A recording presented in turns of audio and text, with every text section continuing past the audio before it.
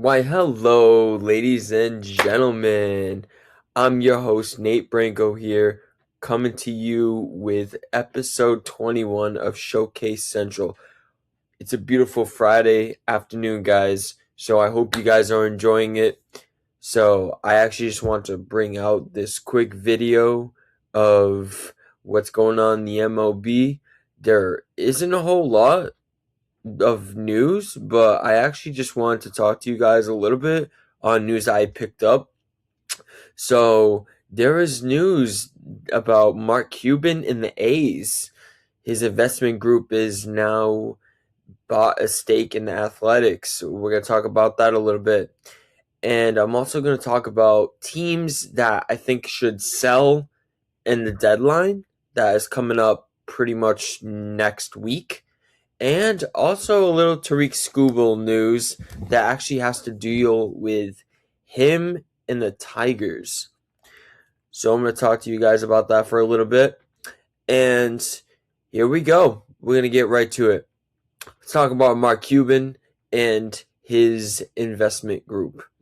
So Mark Cuban's investment group, the Harbinger Sports Partners, have actually bought a minority stake in the Athletics, and their anticipation moving into Las Vegas in 2028.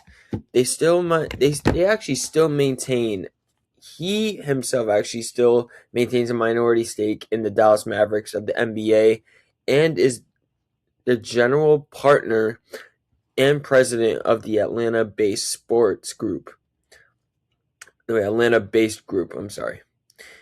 Atlanta Falcons minority owner Rashawn Williams is the founder and chief investment owner.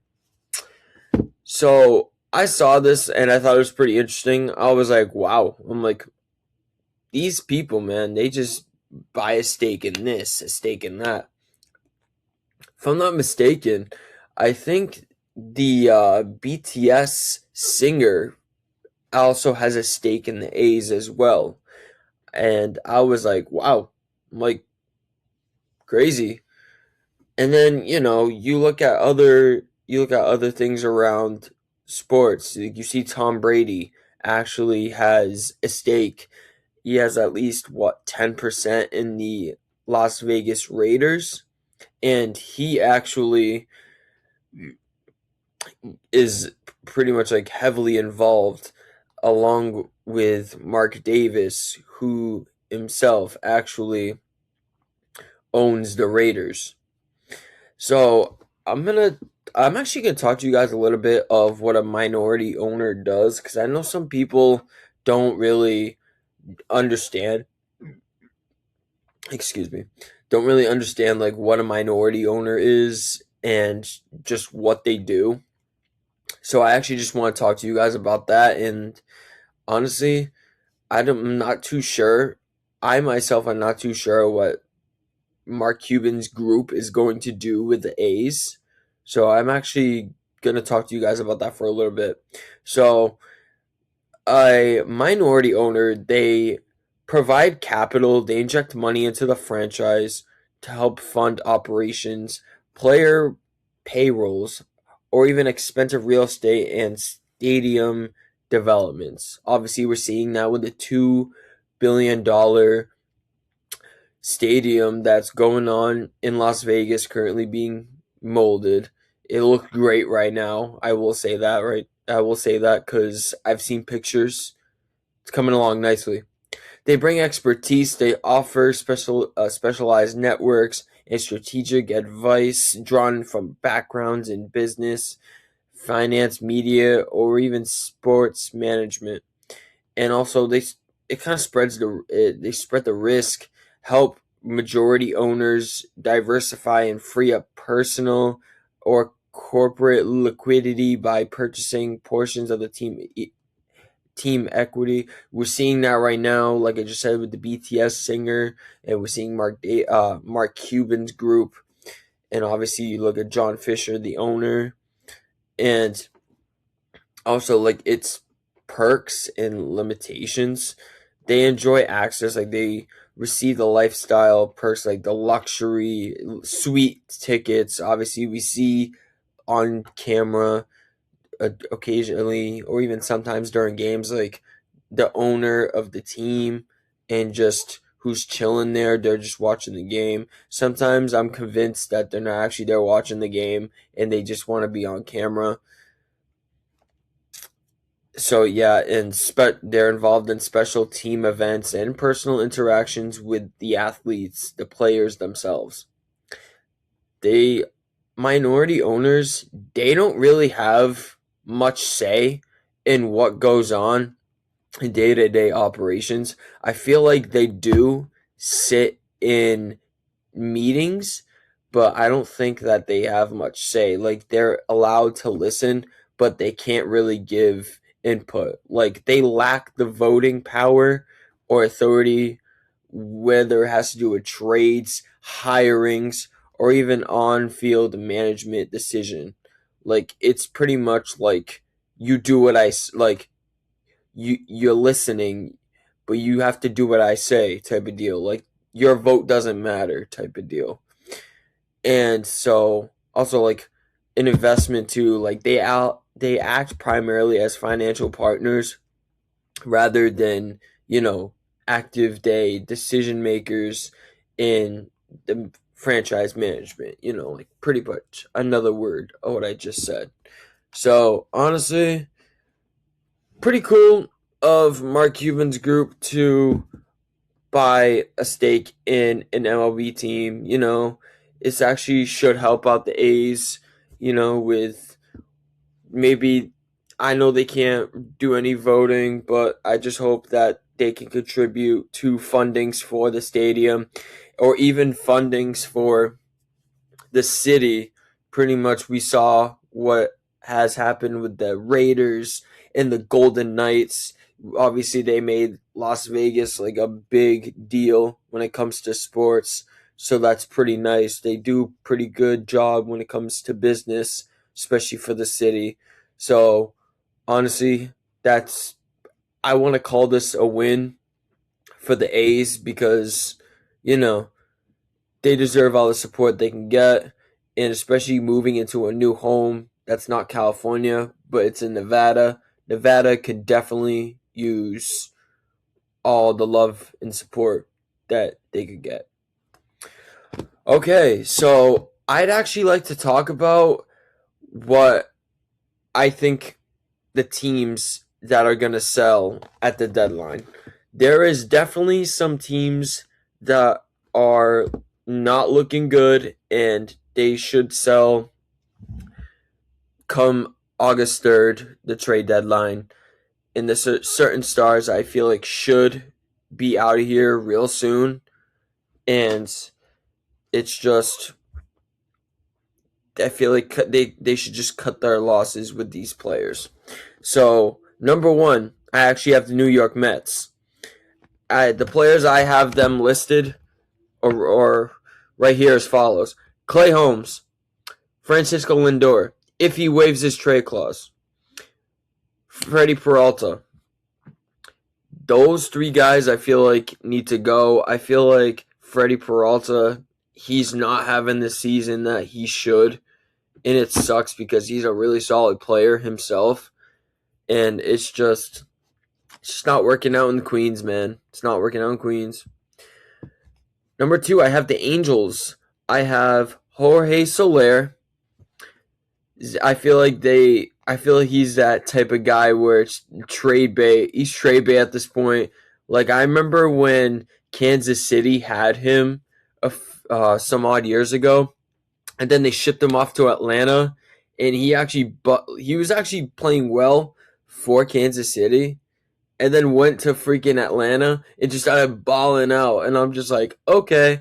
And next thing you know, he hits the key home run for the Atlanta Braves to win the World Series. I'm like, wow. All right.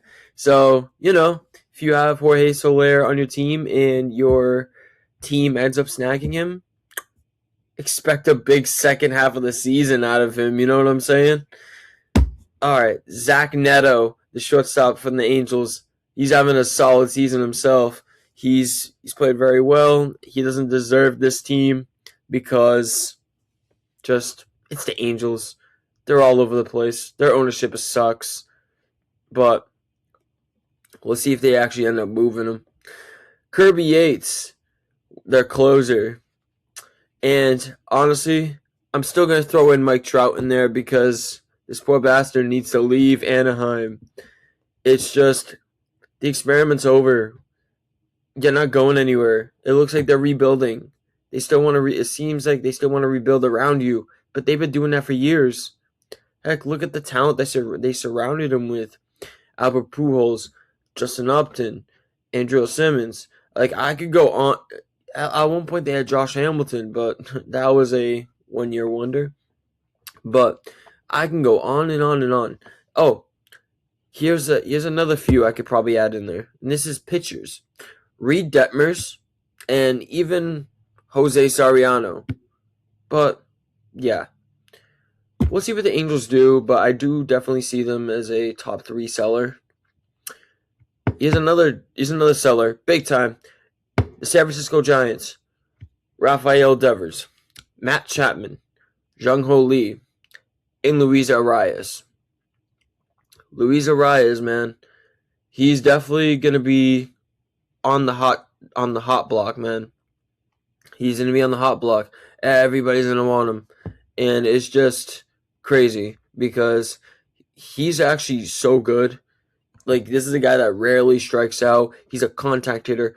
He's not much for power, but he's a really solid guy that you'd want in the lineup. Heck, it'd be nice to have my Sox pick him up, but I mean, hey, we'll see. Beggars can't be choosers, you know what I'm saying? And number 4, I got the Tigers. I still think SKUBAL's gone. I still think so. I think he's going to get a fat-ass contract at the end of the year. But, I mean, we'll see, considering that that lockdown, if it actually happens or not. I don't know. I do see a guy like Gleyber Torres gone.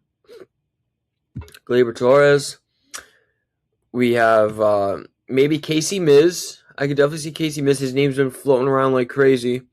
And also Spencer Torkelson. I could literally see him being floated around. His name's been floating around rumors as well.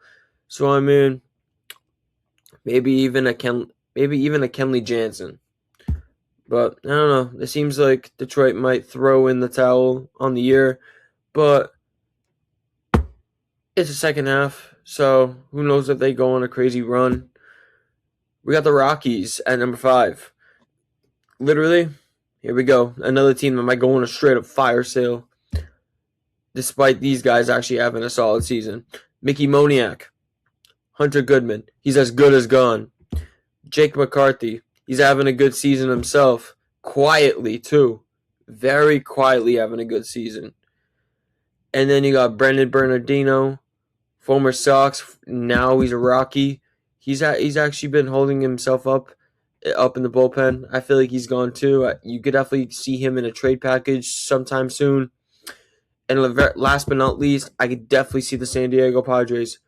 And if anything, I see them giving away Xander Bogaerts' contract because honestly, in this generation, when they signed him to a big deal in the 2022 offseason, I think. Correct me if I'm wrong, guys.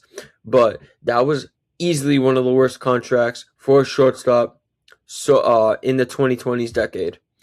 And another guy I can actually see them getting rid of is Mason Miller. That dude's having the best season for a reliever that I have ever seen.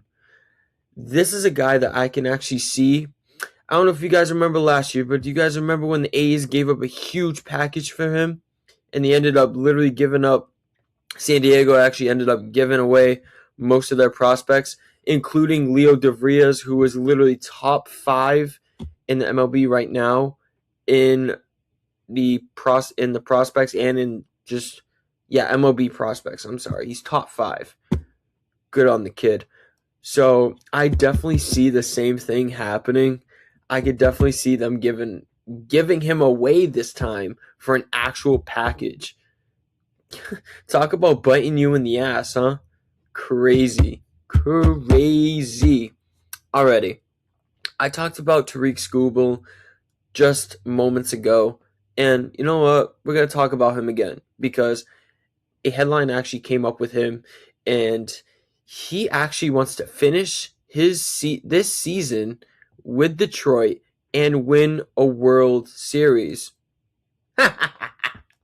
Oh my God. I'm sorry, but that is not happening, my man. That is not happening. That's his preference to do so, and knows his next start could be his last with the team. SKUBAL is 6-5 with a 2.83 ERA, scheduled to pitch against Kansas City tonight, actually, at Comerica Park in Detroit, Michigan. Detroit was 22-38 at the start of June and has played well enough to still remain in the playoff race, behind 6 games with the White Sox in the AL Central and 4 games behind the Red Sox for the last world's wild card spot in the AL. Yikes. But I actually just want to read you guys a quote on what he said coming from this article, which actually was from, I believe, Jeff Passan. He says, "I think we have a chance to win the World Series. I've said that since spring training. That's never changed. That belief in this team has never changed throughout the season. Obviously, we put ourselves in a tough situation, but I think we've come out of that situation playing really good baseball. Going into spring training and the whole offseason, I have never been more motivated to try and win a World Series for this city, the team that drafted me, and helped develop me. That's always been the goal, and that will never change unless I'm told I'm on a different team." Honestly, he has a better shot winning a World Series with the contender than he does Detroit. That pitching rotation has been nothing but absolutely terrible and has brought in just the injury bug. Honestly, it's shitty. Detroit did have high hopes this year, but it is what it is. I just hope Tariq SKUBAL, gets paid what he's worth and just gets out of Detroit, because I don't think he's going anywhere, to be honest. It sucks, but hey, I do think he goes elsewhere come the deadline. I don't know where, but it does happen. Anyways, that's it for episode 21 of Showcase Central. Like and subscribe on the channel. Well, like this video and subscribe on Showcase Central. Ladies and gentlemen, happy Friday. Have yourselves a great weekend. I will see you guys on Monday for some more news and rumors. And I actually want to tell you guys this before we end up leaving this video. We will have a trade deadline episode, I believe, on Friday. I think either Friday or next Monday. I'll have to check the calendar. But I will update you guys in the YouTube posts, especially for what I did last week. But David Brock will be back, and we will actually grade these trades, man. Oh, I can't wait. I'm already excited. I'm going to talk with him. We'll discuss the date. I'll update you guys. Alrighty. Stay safe. Have a good one, ladies and gentlemen.